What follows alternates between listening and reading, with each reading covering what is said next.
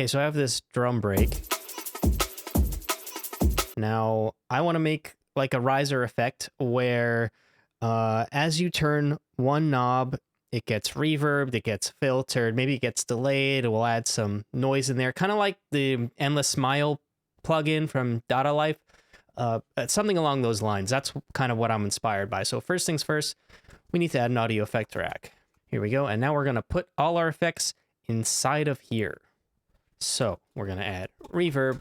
We're going to add an auto filter. We're going to add delay. And we'll add some erosion for the noise component. So I'll just select all of these and drag them into our rack. I think I want the erosion to be first so it gets the benefit of all of these effects. And then I'll put the reverb next, then the filter, and then I want everything to kind of get affected by the delay at the end. So that's my signal chain. So what we need to do is now assign all of our parameters that we want to one macro.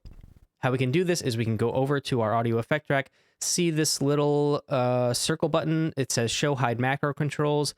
We'll click that. Here are our macros. We're only going to end up using one macro for this. Again, one big knob. So I'll just hit the minus button until we get one. And you know what? I like pink. So let's make it a pretty color. Now, it's very simple to assign any parameter you want to a macro. As long as the effect is inside of your audio effect rack, you can right click and map to macro here. So I'm going to map everything to I'm going to map everything to macro 1. So frequency to macro 1, dry wet of our reverb to macro 1, which has now been automatically renamed because frequency was the first thing we added to it. So we'll map it to frequency. We'll map the dry wet of our delay as well, and we'll add the amount of our erosion to macro 1. Now, if I turn this all the way down, oh, I forgot. High pass filter. Now we'll turn everything all the way down and we'll play. Okay, we turn it up. Cool, but we can make this more refined. And the way we can do that is by clicking on this macro map mode. So the really nice thing about this is we can set the limits of each parameter as we increase the value of our big knob. So for example, I don't want, when I turn this macro all the way up, I don't want the frequency to go all the way to 20K. Maybe I only want it to go to like 7K. So I'll find my filter frequency in the macro map, and you can see it starts at 20 hertz and goes to 20K. Well, I want it to go to 7K, not 20K. So I'll just type 7,000 here. It goes to 7K.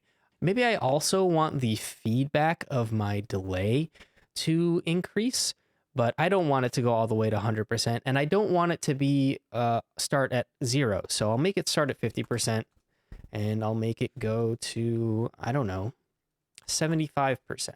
75%. So now let's give it a listen. Oops, I accidentally did what I thought I was doing on my delay feedback to my delay dry wet. So I'll just double click to reset and go do it to my delay feedback, which I actually haven't even mapped. So I'll go and map it. We'll start at 50 and bring it to, what did I say, 75? Nice.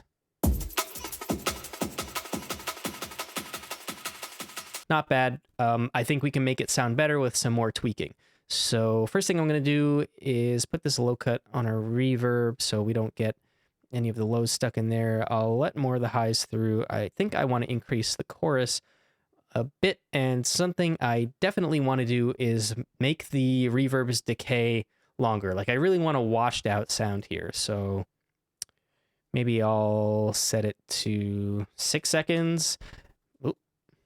6 seconds. And this is obviously something we can apply to our macro as well, but I'm not going to just for the sake of this video. Let's see how it sounds now.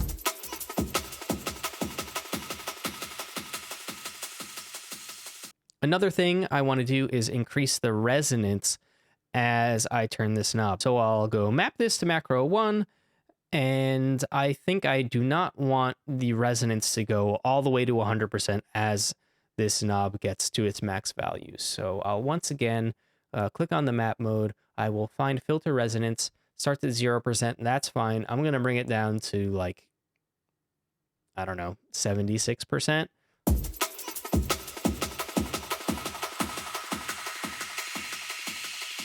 Nice. That sounds great to me. Let's say I want to add a little LFO. I'll filter my delay a bit. I'll add a bit of LFO to my delay time and my filter. And I also want to have the delay ping pong so we get that back and forth super stereo effect. Yes.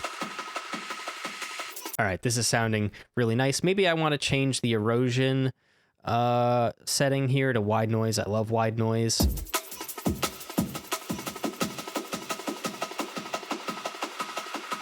Nice. And you know what? Maybe now that we've got everything kind of locked in, I can mess around with adding the decay of my reverb to this macro as well. Because, you know, why not? I don't want it to start at nothing. I want it to start at like, let's say 3 seconds. So I'll go back to my macro maps. I'll find the reverb decay time. Let's say I want it to start at 3 seconds, and go to like, I don't know, 10 seconds, let's say. And you can make all these decisions for yourself. You can experiment. That's the great thing about doing these kind of sound design exercises. There's no rules. You can do whatever you want. Whatever sounds good to you is whatever is right. So here we go again.